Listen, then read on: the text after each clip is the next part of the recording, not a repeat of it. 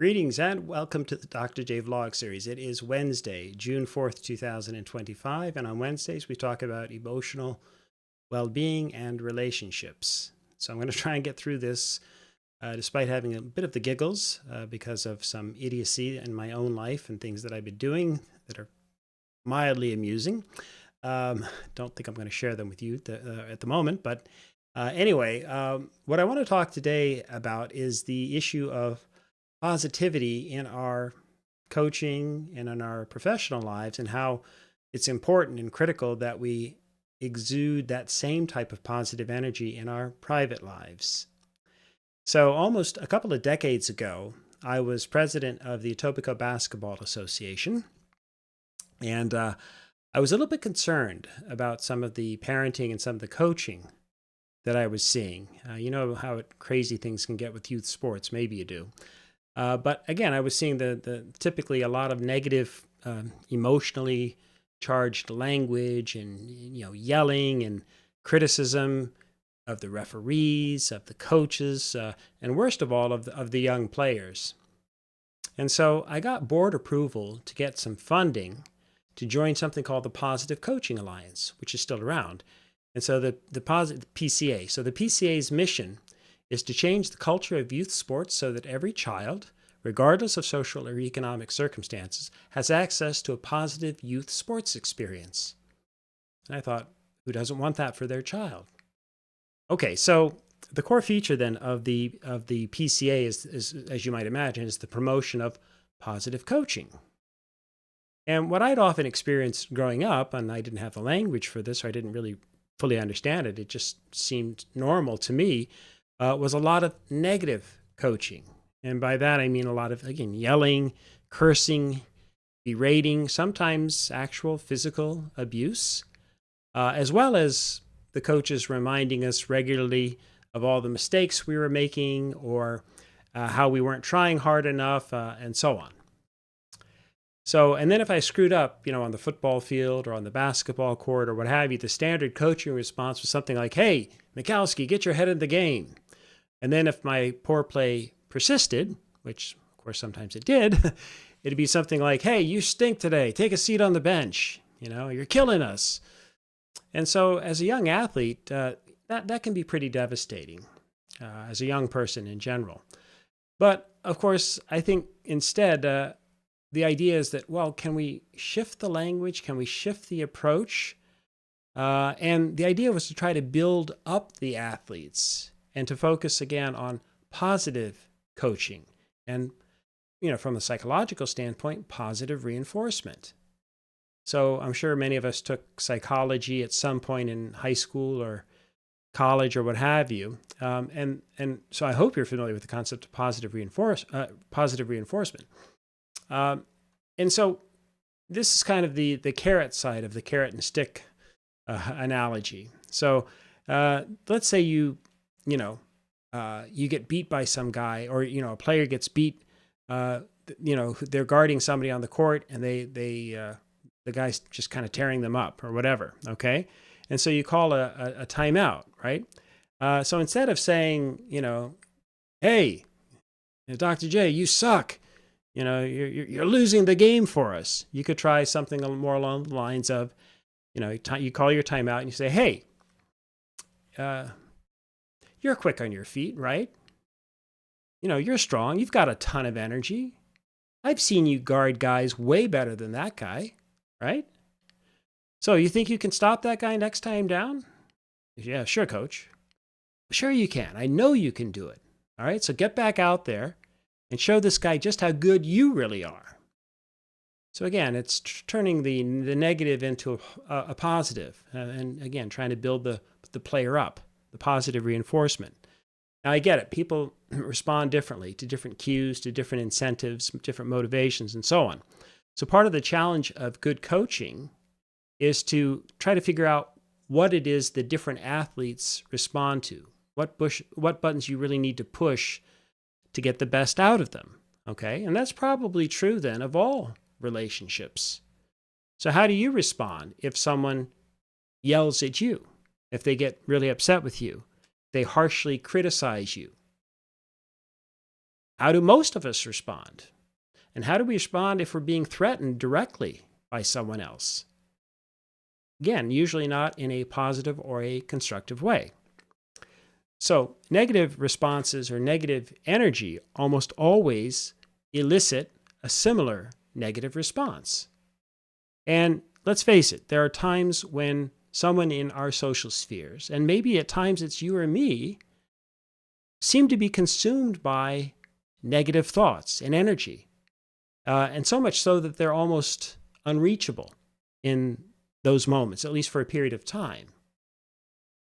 And it's hard to communicate. It's hard to have a constructive conversation under those kinds of circumstances. You're best off not even trying sometimes.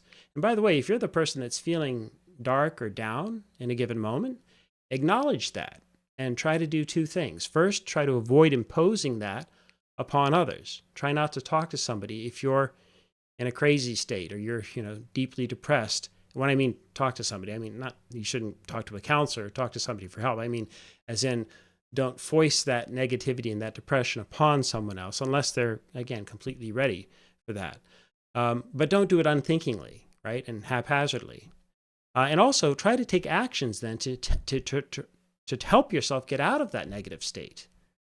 Okay, and by the way, that might involve seeing a counselor. It might involve any of a number of possible interventions. And it may take a bit of time. But my point is it's probably better to avoid the harm to others and to yourself, at least if you can avoid that until you're able to get yourself back on track. So conversely, how do people respond if we approach them with loving kindness and positive energy? Even if it's to constructively criticize them, to point out a problem of some kind. Again, usually much more positively. And in fact, the single best thing that you can do on a regular basis is to start with positive statements and exude positive energy right from the outset. I would do that, or I try to do that all the time when I was coaching, okay? Regardless of the circumstances. Now, I didn't do it all the time. I was not a perfect coach in that sense by any means. But the vast majority of the time, I try to be a positive coach, or I try to engage in positive coaching, okay? And it would start right from the outset. So, for example, let's say the game starts, like I'm coaching basketball, and the referee calls a foul or two, and maybe I don't agree with the calls, or they're bad calls in my opinion, whatever the case may be. But you know what I would always do? I wouldn't get on the ref. I wouldn't start yelling at the ref. I wouldn't start disagreeing. In fact, I would do the opposite. I would reaffirm the call that the ref made, okay? In other words, and especially if the player was looking at me like, hey, coach, I didn't do anything. I'd say, hey, the ref's right, okay? You got him on the wrist, and that's a foul. So, you know the rules. Now play some great D, but do it without fouling, something along those lines. And I'd make sure that the ref and the players and everybody heard me. So I was sending a message right away to the players, to the referees, and even to the parents who are watching. That is, let's try to support each other in this endeavor because we're all in this together. Now again, it doesn't mean that I wouldn't disagree from time to time. Of course I would. There were times where I felt that the refs made a bad call. But again, what you don't want to do is do it publicly and over the top and berate them or embarrass them or put them down. You want to talk to them on the sideline, privately, have a reasonable discussion. Okay? So, and yeah, by the way, when I was saying those positive things at the outset, sure, I was hoping to, lighten the refs up a little bit, or at least let them know that, hey, I'm not a jerk. I'm here to coach and you're here to do your job, and I respect that, right? So it's about trying to spread as much positive energy as possible, especially during the intense and competitive situations like high-level rep basketball, these sorts of things. And I always wanted the parents and the players alike to understand the importance of respect at all times. And indeed, my one personal accomplishment as a coach that I'm most proud of, in 35 years of coaching basketball, youth basketball, rep basketball, high school basketball, how many technical fouls was I given as a coach? How many times was I teed up as a coach? And the answer might surprise you, especially those of you who knew me, especially when I was younger. Zero. I never got a technical foul in 35 years of coaching. I couldn't see the benefits of losing it on a referee, even if I disagree wholeheartedly, right? Or if I thought I was clearly right about a particular call. And again, I would communicate my views, appropriately. But yelling and screaming and getting a technical just never made any sense to me. They were never going to change the call, no matter how loudly you yelled or how often, or even whatever awesome logic you provided. They would never change the call. And if anything, what would happen is you'd start to sort of ramp up the hostility between yourself and the referees. Not to mention riling up the parents, and the parents can be the craziest folks of all. So you got to be really careful in that regard. And then finally, in terms of like a technical foul, you'd be at least potentially giving the other team free points. So none of that made sense to me. Anyway, I wish I could say that I was like that in all spheres of life, but especially in terms of family relationships. But metaphorically, at least in my family life, my personal life, I have lost it a few times. I've gotten a few metaphorical technical fouls, shall we say. Or I've been that metaphorical crazy parent in the crowd, but instead at home with my own kids. But why? Why be that way? Well, in a word or a phrase, negative energy. That's what I was exposed to. That's what I learned growing up. And by the way, we weren't a hugging family either. Not my household.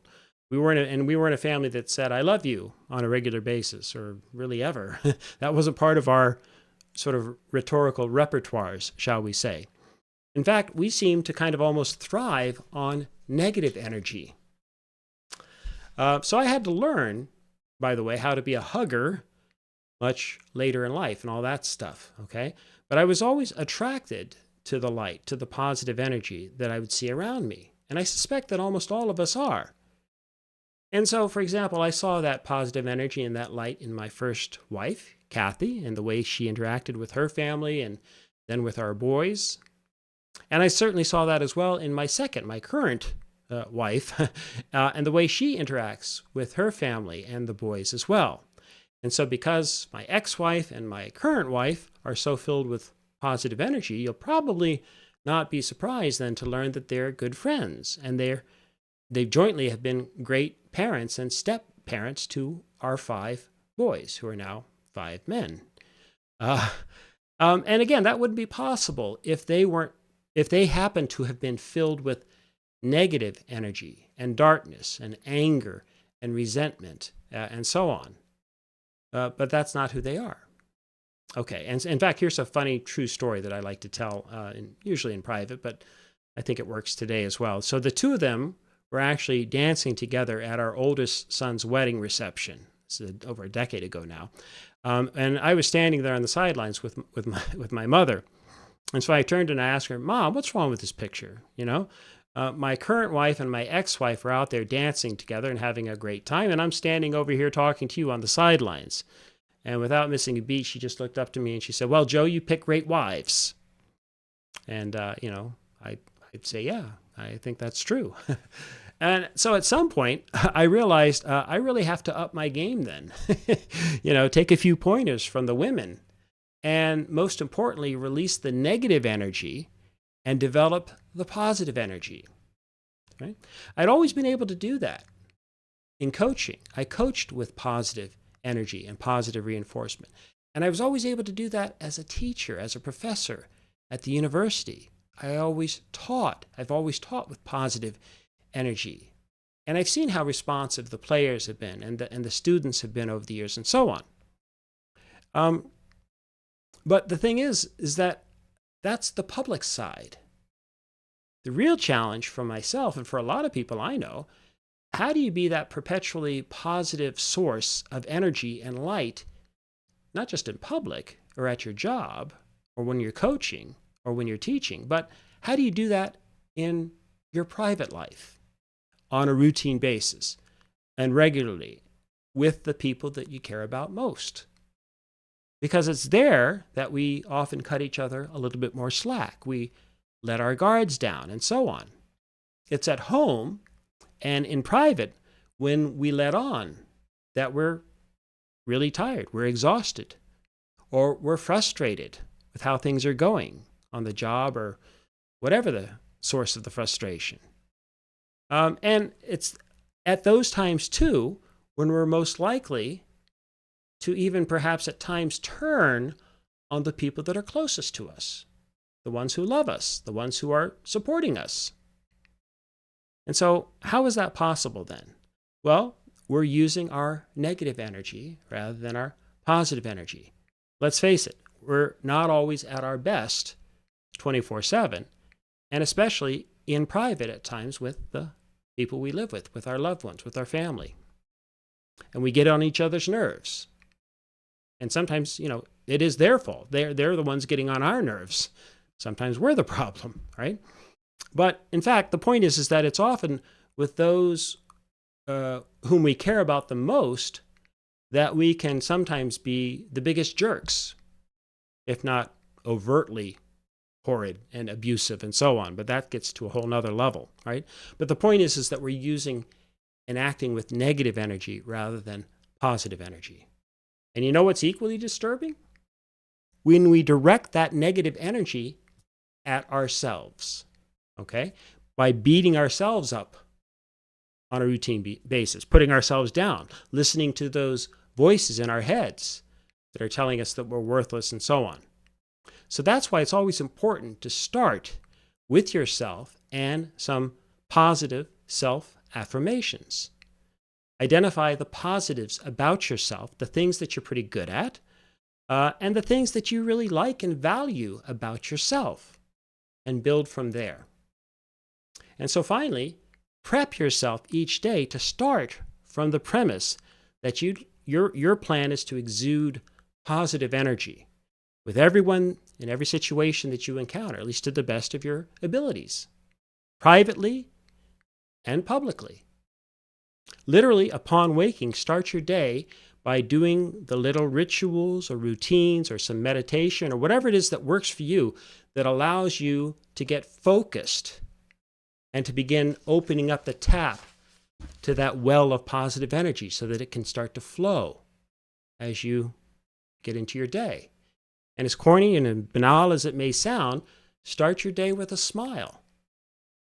And then challenge yourself to see how long you can continue to exude that positive energy and light. For an hour? Into the morning? Up until lunchtime? The entire day? Whatever. It does take practice. So don't be too hard on yourself.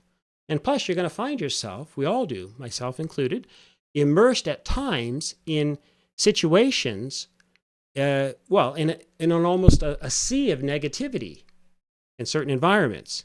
So just be aware of this and then just try to stay afloat, at least until you can either resolve the problem at hand or move on.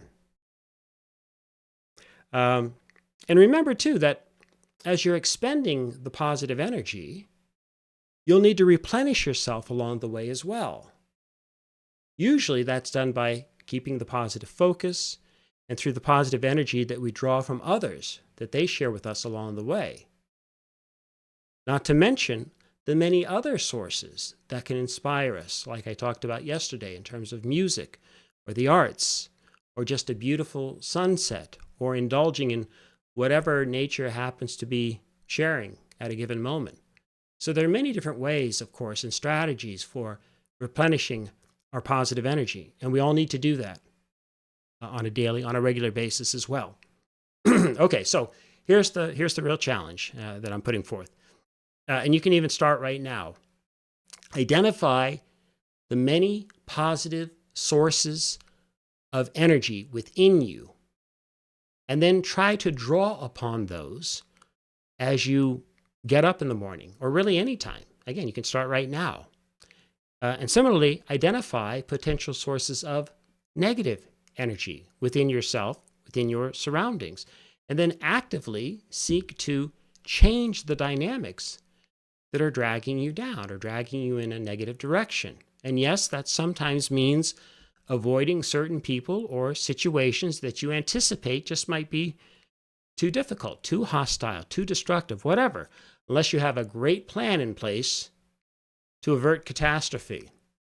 I had a boss 30 years ago, I won't get into the details, who was a bit crazy in my view and always managed to make me upset or anxious or stressed out or what have you. And so I learned that the best thing to do with this boss was to never be alone with them. So whenever I started to plan this, so whenever I had to encounter the boss, I always made sure it was done in a more public setting, or at least with another person, if not an actual meeting, rather than meeting one-on-one.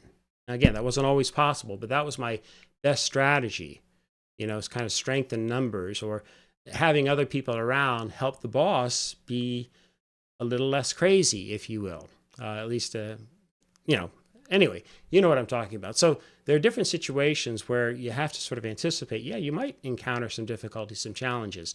And if you can avoid that, great. If you know you're going to be encountering a challenging situation and a negative or a hostile situation, just try to plan, prepare, and do your best to, again, manage the situation, manage the dynamics at play, and then move on, okay? But again, always start with yourself. Remind yourself of who you are, and you are not them, you are you. And what's your purpose? What's your life's mission? What are you hoping to accomplish? And then identify the many positive attributes and characteristics and beliefs and talents or abilities that you have at your disposal. And those are the taps that you can turn on. And that's where you're going to draw upon that's where you're going to get your positive energy on a regular basis. And even better, if you surround yourself by other people who are positive and life-affirming, etc., then you're going to have a regular store of energy at your disposal that you're going to be continually replenished. And conversely, you know this, if you're surrounded by people who are always dragging you down, the energy vampires, they're sucking it out of you, etc., well, you know what happens. So that's what we're trying to avoid, all right?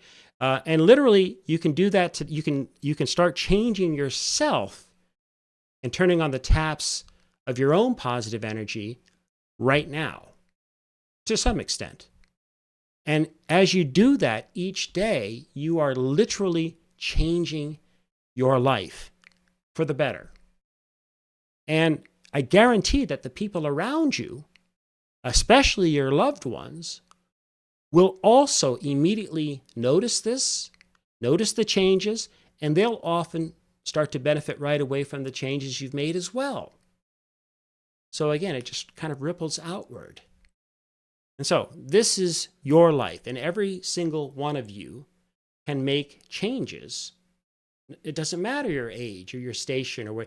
Every one of us can make changes and continue to evolve. But especially if you start from the premise of drawing upon and developing your own stores of positive energy.